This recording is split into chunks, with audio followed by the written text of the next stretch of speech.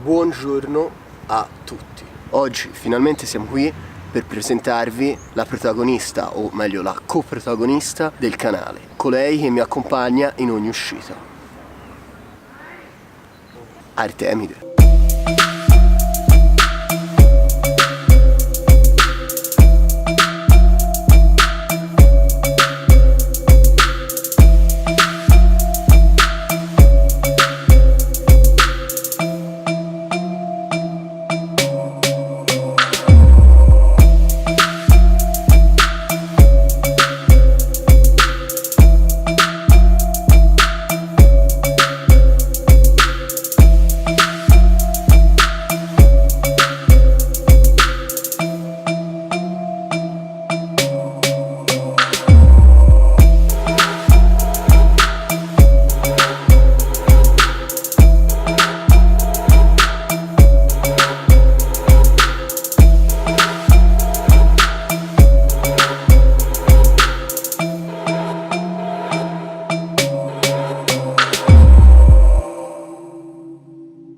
Brutale 910S. Vi dico subito che è una moto da avere.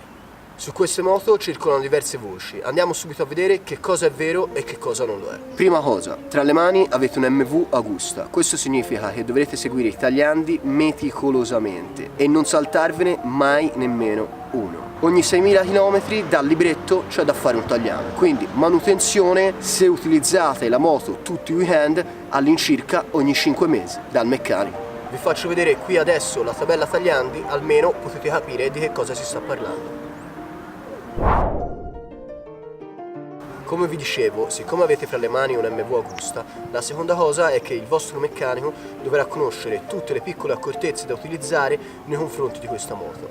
Questo significa che dovrà conoscere molto bene il marchio, altrimenti potrebbero innescarsi una serie di sfortunati eventi che potrebbero portare alla verifica di un problema, o problemino o problemuccio. Questo dipende dal vostro quoziente sfortuna. Questa non è una moto per tutti. Se siete dei pazzi incoscienti che andate sempre a testa bassa e vedete cordoli ovunque, beh, questa non è proprio una moto adatta per voi. Soprattutto se venite da una piccola cilindrata oppure da una moto piena di elettronica. Questa è una moto che ha bisogno di pazienza, va saputa ascoltare, va capita e va domata.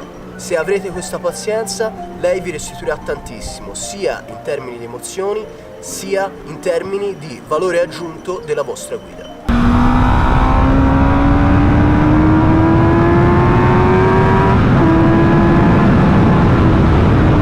Quindi non è una moto che ci salite sopra e ci andate da subito forte, anche se lei forte ci sa andare. È una moto con cui si può fare piccoli viaggi anche in coppia? Sì ragazzi, se state al mare con la vostra ragazza ci potete andare al mare? No, a parte gli scherzi ragazzi, io ci ho fatto dei piccoli viaggetti di 250-300 km, carichi di valigie e in due. Però diciamo così, è stato un po' impegnativo. Vi ricordate che vi ho detto che è una moto che va imparata e che va domata? Beh, significa che vi restituirà il massimo se la guiderete con il vostro corpo, spostandovi a destra, spostandovi a sinistra e non stando fermi immobili come se fosse a fare il giretto in Vespa. Sono sicuramente salito su moto con selle più ampie che di questa, però secondo me questo si traduce in un maggior margine di errore, cioè è più difficile trovare la posizione giusta nelle diverse fasi della guida. Invece qui diciamo che certo bisogna muoversi, però poi è sempre facile tornare lì, non si scivola. In questo momento il sole mi sta accecando, ma il mio assistente qui si è messo come un palo a protezione, l'ombrellina. Tornando a noi, la Forcella Marzocchi e il Monosax sono sicuramente migliorabili, ma per l'uso stradale vanno benissimo e voi non vi accorgerete mai delle loro difficoltà. Il gas è quello che conferisce il nome a questo mezzo, insieme al motore. Infatti, se chiudi, frena, se apri, strattona.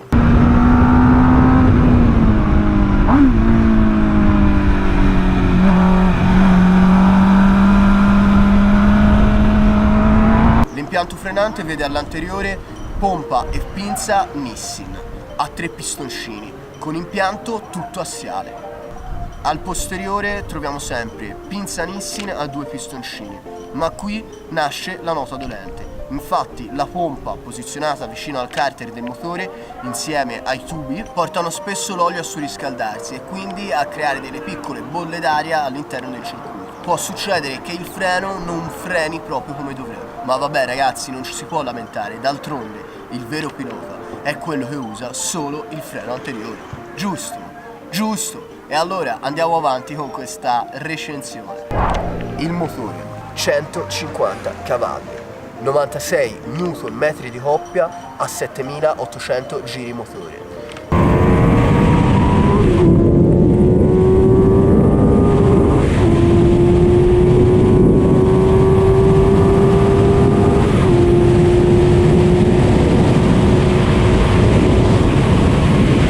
Già a 4000 giri sprigiona circa 80 Nm. Questo si traduce in un'ottima guidabilità già ai medi regimi.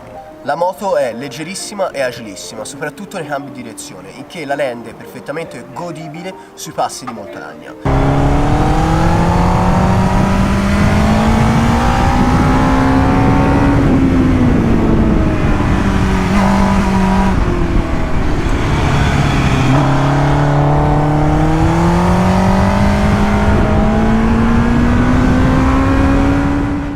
Io ci ho anche aggiunto un ammortizzatore di sterzo FG Gubellini.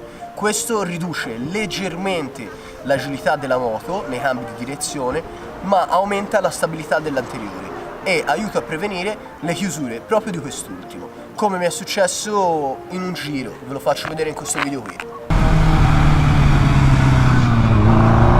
La strumentazione è ibrida, contachilometri digitale e regimi giri motore a lancetta. Io ci ho aggiunto anche un contamarce della GP Pro, mi sembra. E i bambini giocano a pallone. Altre chicche che ho regalato alla mia Artemide, cioè 2 carteri in carbonio che mi sono costati un occhio della testa e un rene, per coprire e proteggere i propri carter del motore. Uno sul lato destro e uno sul lato sinistro. L'estetica, l'estetica certo è sempre una cosa soggettiva, ma questa moto è una moto che è stata disegnata e prodotta per la prima volta nel 2005 da Massimo Tamburini e Castiglioni. Cioè si sta parlando di una moto, ve lo ripeto, del 2005. Ormai siamo alle porte col 2019 e questa moto qui ancora regge la competizione estetica proprio con tantissime nuove uscite. Concludiamo dicendo che la moto, ragazzi miei, è italiana. Vuole cura, dedizione, tanto amore e non vi garantisco che qualche volta non vi faccia comunque girare i coglioni. Proprio come io non l'ho detto, voi l'avete pensato. Io anche con questo video ho finito, noi ci vedremo ad un prossimo video e vi ricordo di lasciare like, condividere il video, commentare il video, iscrivervi al canale e buona ragazzi!